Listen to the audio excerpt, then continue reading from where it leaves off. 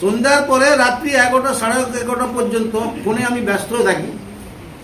খাবার টাইমও পর্যন্ত মানে খেতে বুঝলেও ফোন আসে সর্বদা। পরমেশ্বর পিতার কাজে যখন লিপ্ত আছি তাদের কাজ আমাকে করতে হয়, নিজের খাবার টাইমও পাইনি।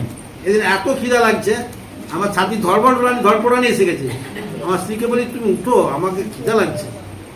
আর কোনো রকম খাবার দিতে মানে সেই গোপ গাছে খেতে আরম্ভ করছে, এত লাগছে।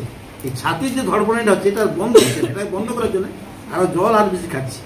তো এরকম ধরনের কিন্তু যে লোকগুলা সারা সপ্তাহে প্রার্থনা করায় ফোনের দ্বারা, সেই লোকগুলা যদি ভবনে আসে সাক্ষীটা দেওয়ার জন্য কি আসে, এই ভবনে ধরানোর লোক থাকবে না।